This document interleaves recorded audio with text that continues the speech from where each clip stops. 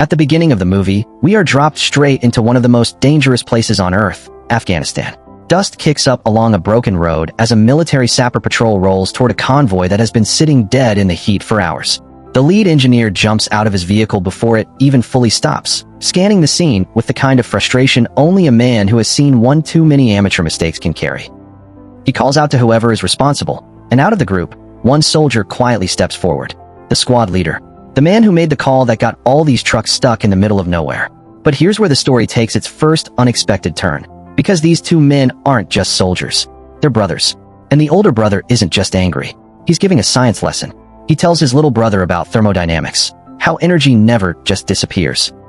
It has to go somewhere. When someone decides to pour stop leak into a military truck to patch a leak, what they're actually doing is sealing the vents. And when there are no vents, heat has nowhere to escape. It builds and builds until the radiator literally explodes.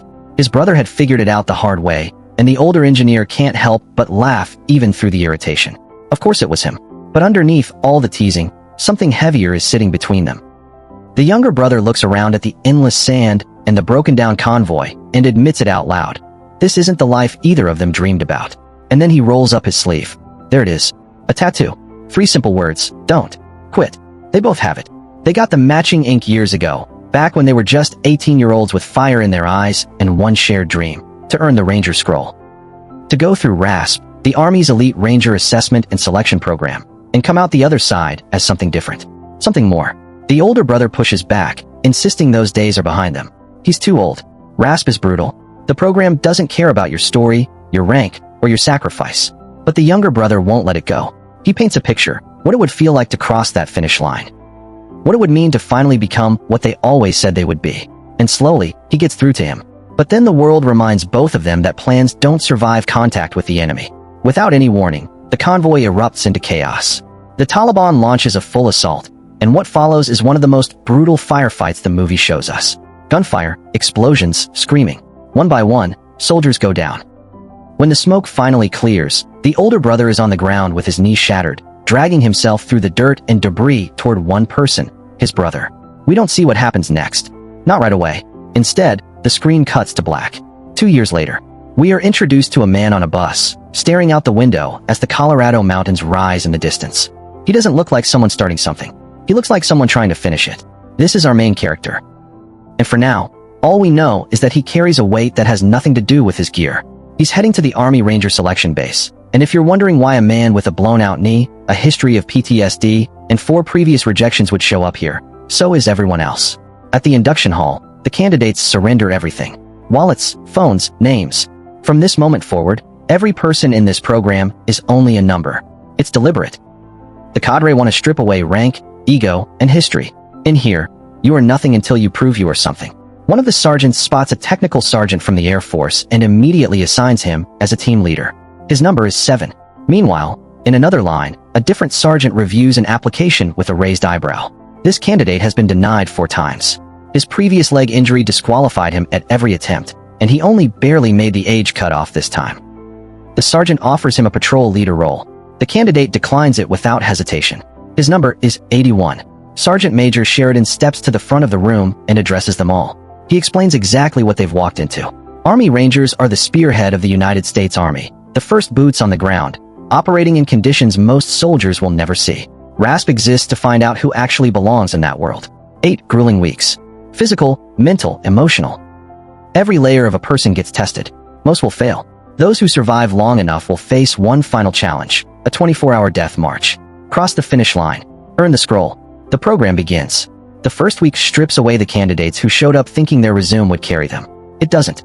Week 2, 3, and 4 pile on obstacle courses, sleep deprivation, and drills designed to break down whatever comfort zone is left.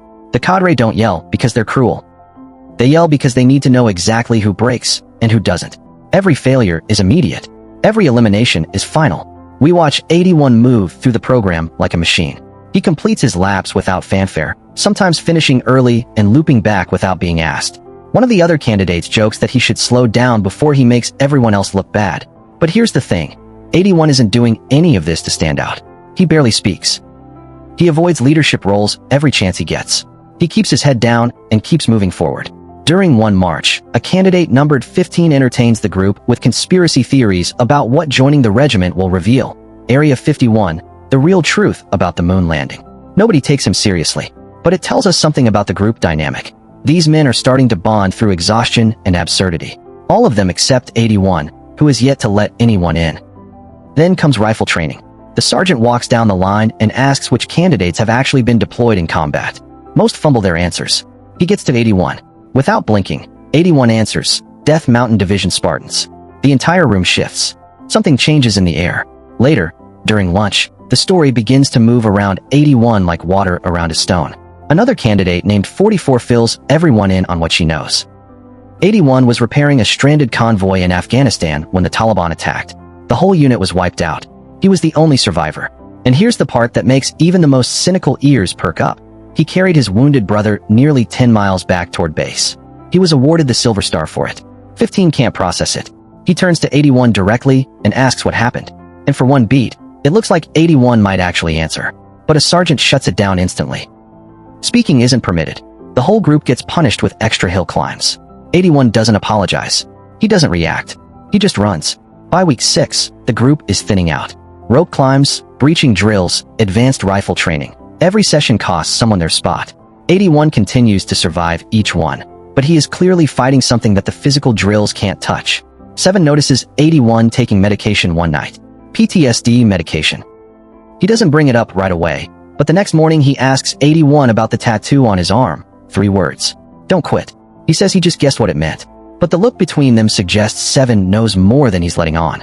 Nightmares start pulling 81 out of sleep. He lies awake in his bunk long after the others have passed out from exhaustion.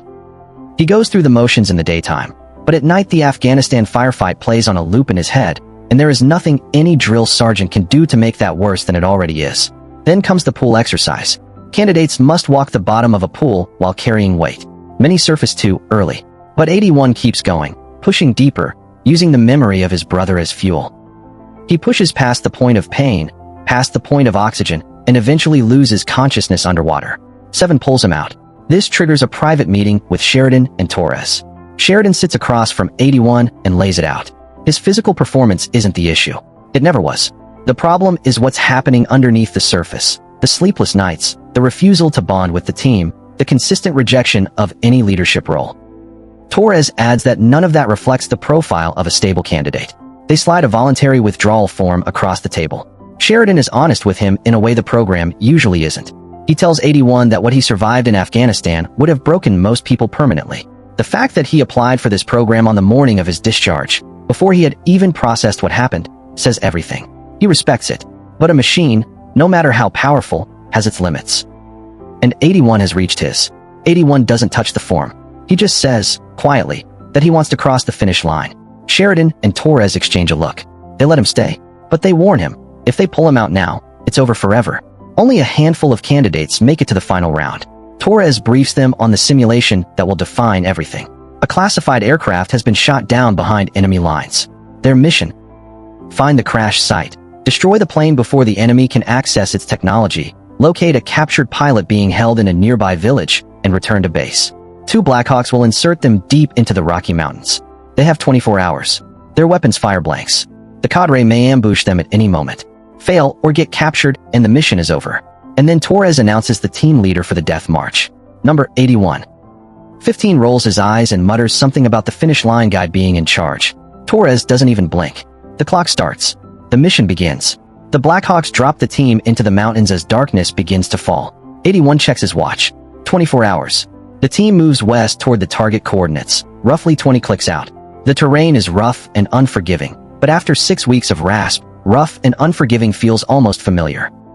As night sets in, they move carefully, keeping communications tight. 7 suggests a rest stop near the river, suspecting the cadre might be positioned there for an ambush. 81 gives them 20 minutes. While the others sleep, he stays on guard. 7 tries to ask him something personal. 81 says no without even looking up. Flares shoot up in the distance. The cadre know they've stopped. 81 gets everyone on their feet, and they push forward through the night. By morning, they reach what looks like the wreckage of a downed aircraft. 7 jokes that the cadre really committed to the special effects. But 57 is already pulling out the map, frowning. Something is wrong. The coordinates don't match. They're off by several hundred meters. And his compass, it's spinning. 101 can't raise anyone on the radio. Just static and a strange, low hum. Before anyone can fully process this, 81 spots something in the trees. A brief flash of reflected light. He signals to 7 that he's going to check it out, and moves quietly through the woods alone. What he finds changes everything. The real crash site isn't where they were told it would be. It's deeper in, and it's not what any of them were expecting.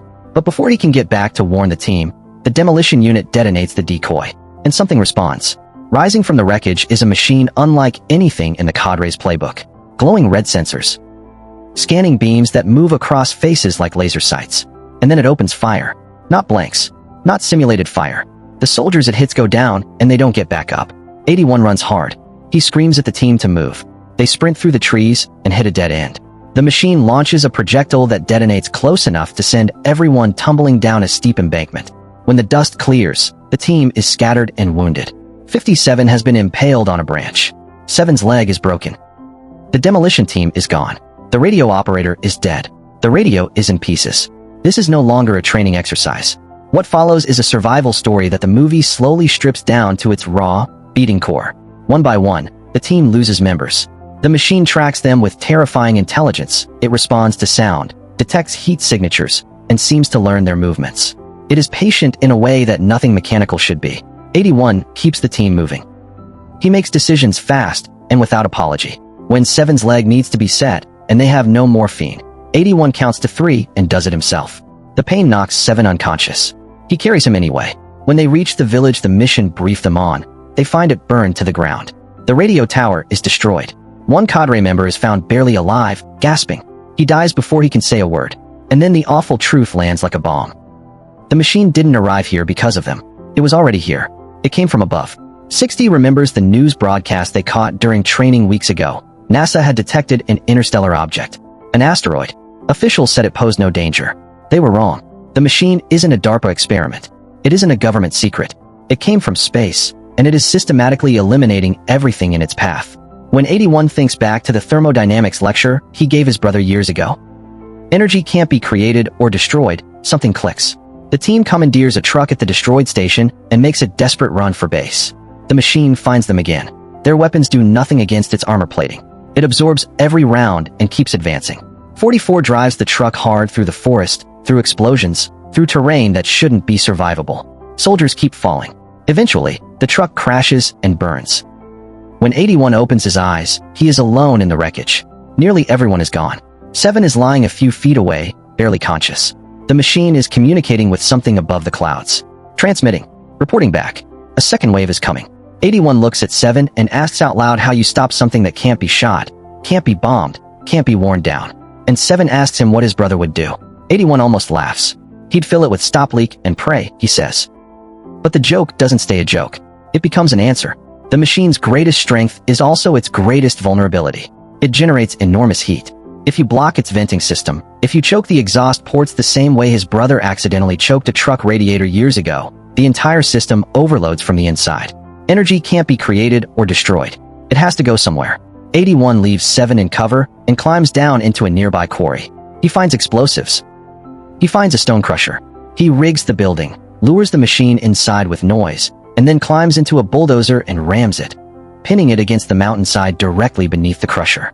Rocks pour down into every vent and gap in the machine's frame. Heat builds. Pressure mounts. The machine shakes violently, trying to break free. Then it explodes.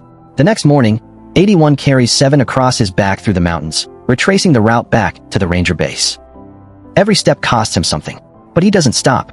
He doesn't sit down. He doesn't let 7 go. When he finally crosses the finish line, Sheridan and Torres are standing there in silence, watching him come in.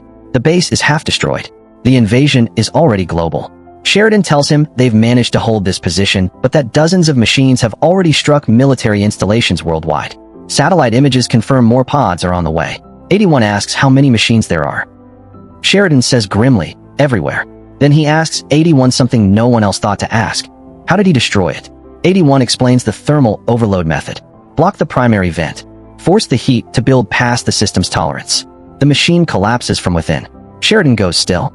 He tells 81 quietly that what he just figured out could be the key to everything. Every soldier fighting this invasion needs to know it. He promotes 81 on the spot. And then he tells him that his brother would be proud. Sheridan assembles the Rangers and announces Operation Global Shield. They are the tip of the spear, the first ones in, the ones who clear the way so that others can follow. 81 is asked to say a few words. He steps forward. He looks at the faces in front of him, exhausted, scared, ready, and he tells them what he knows to be true, the thing tattooed on his arm and written into every worst moment of his life. No matter how broken you feel, no matter how far past empty you are, you don't quit. The Blackhawks power up. The Rangers load in. The team leader begins calling roll. When he gets to 81's number, he stops. After everything, the selection, the invasion, the death march, the finish line, he realizes he still doesn't know this man's name. And the movie ends right there. Because some soldiers carry more than a name ever could hold.